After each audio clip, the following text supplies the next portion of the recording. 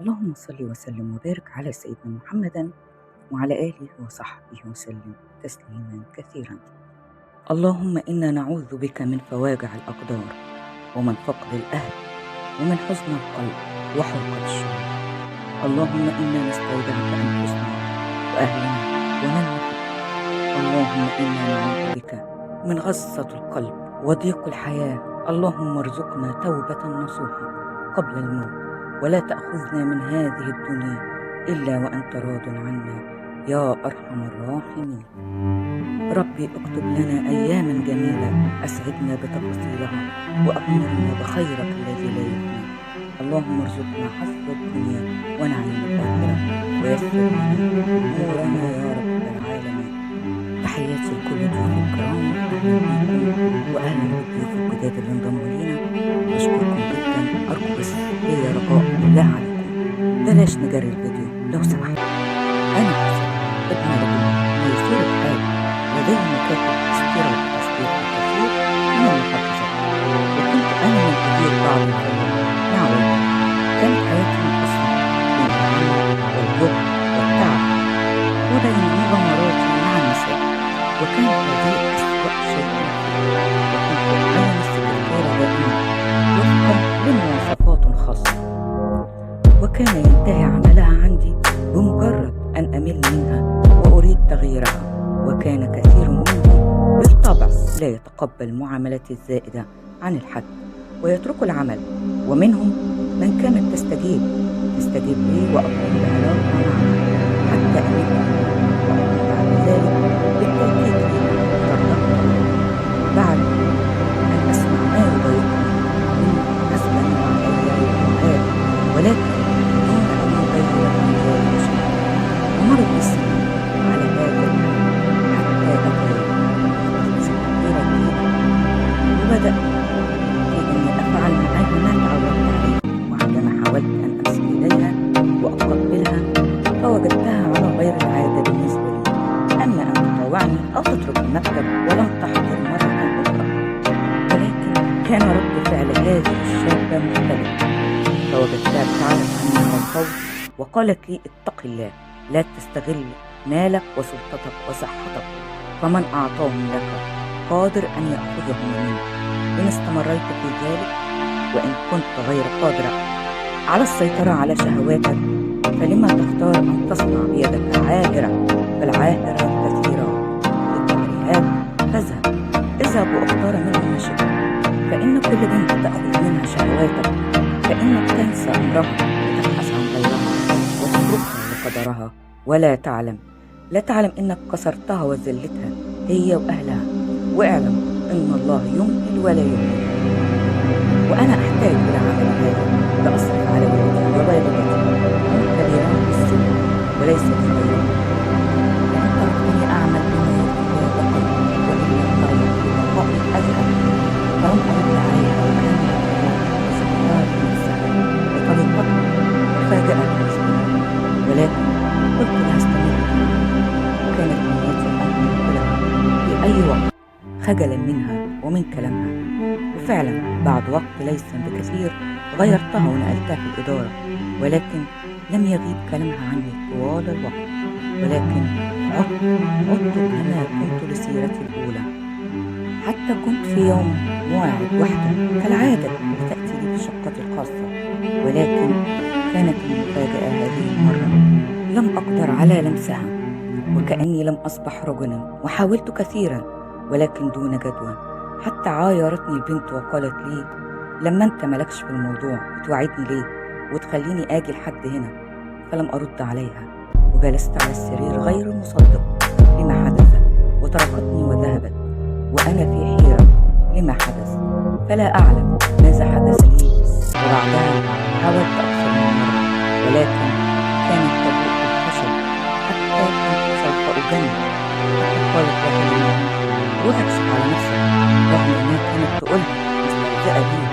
إلا فكرت في ذلك فعلا، وذهبت إلى الطبيب دون علم أحد.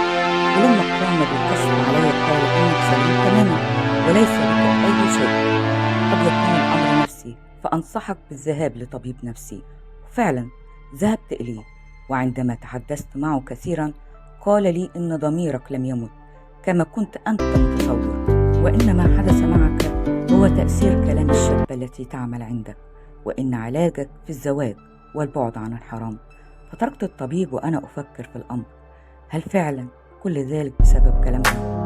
وعندما تحدثت مع والدي في الأمر فإنه صاحب لي ولم أداري عنه شيئا رغم اعتراضه على أفعالي، ولكن كان يقول لي دائما مسيرك تتجوز وربنا يكفيك.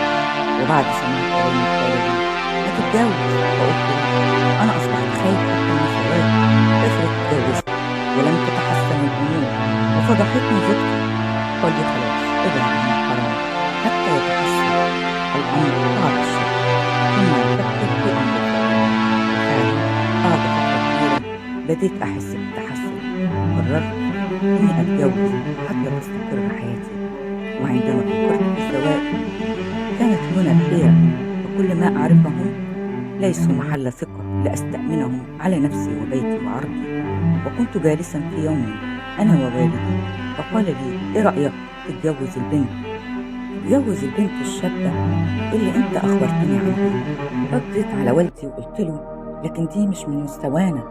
فقال لي وانت عاوز ايه من غناها؟ انت غني بما يكفي والحمد لله، وانت من سوف تأخذها إلى مستواك. ففكرت في الأمر كثيرا ووجدت إن كلام والدي مقنع، وفعلا قررت ذلك وأخبرتها بذلك، فكانت فرحتها كبيرة وقالت الحمد لله، فإني أول ما رأيتك طلبت من الله أن يجمع بيننا في الحلال رغم استحالة الأمر، ولكن الحمد لله استجاب لي ربي كالعادة. وكان كلامها غريب علي في مدى ثقتها في الله وفي نفسها، وتم الزواج واستقرت حياتي بعد السنين ورزقني الله بدون غاية الزمان. ولكن بعد فترة ابتديت أحن لحياتي السابقة وبدأت أعود واحدة واحدة وعدت ولكن لم أكن حرا كما كنت. فبدأت المشكلات بسبب شكلها كانت خاف عليها وأثناء شد بيني وبين زوجتي العادة، وكان بيتنا شقة كبيرة على دورين كنظام الفيلا. كانت بنتي مسرعة إلينا من الدور الأسفل عندما سمعت صوتنا العالي وأنا خارج من الغرفة لأنزل على السلم، وأنا أتحدث وكنت متوجها إلى السلم بظهري، فاصطدمت بابنتي وسقطت منها على السلم وانصدمت رأسها بشدة وأغمى عليها، وأسرعت إليها لألحقها وأنا أصرخ ابنتي ابنتي. خرجت أمها مذعورة عليها لتجدها بين يدي غارقة في دمائها، فأسرعنا إلى المستشفى وأنا أبكي وأموت من القلق، وأمها حالتها لا يرثى لها من كتر بكائها، فكانت تكاد أن تموت فيها.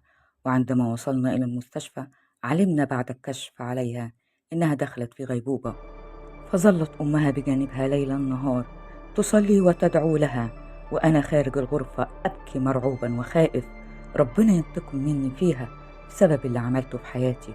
ومرت الأيام والليالي، ليالي صعبة، ومرت علي حياتي كلها أمام عيني، حتى استحقرت نفسي على ما كنت فيه، حتى سمعت زوجتي تكلم بنتي حبيبتي أنا ماما سمعاني. فأسرعت بفتح الباب لأدخل وأرى ابنتي، فوجدت زوجتي في وجهي تقول نادي على الطبيب بسرعة بنتنا فائت. جريت مسرعا أبحث عن الطبيب حتى وجدت ممرضة فأبلغتها إن ابنتي فاقت، فاستدعت الطبيب وطمنا عليها. وبعد مرور كم يوم ونحن جالسين معها في الغرفة قالت ابنتي بابا أنا حلمت حلم خايفة منه قوي. فقلت لها إيه يا حبيبتي؟ فقالت أنا حلمت إني كنت في مكان مظلم جدا، وكثيرا من النساء ممسكين بيدي يسحبونني نحو حفرة ويقولون لي إنك متي وده قبرك، تعالي معانا عشان ندفنك. وأنا خايفة ومرعوبة، وأمي مسكاني من إيدي التانية وبتشدني منهم وتقول لي ما تخافيش أنا مش هسيبك، وإنت يا بابا واقف بعيد وسايبني وما بتحاولش تنقذني منهم. هو أنت مش بتحبني يا بابا؟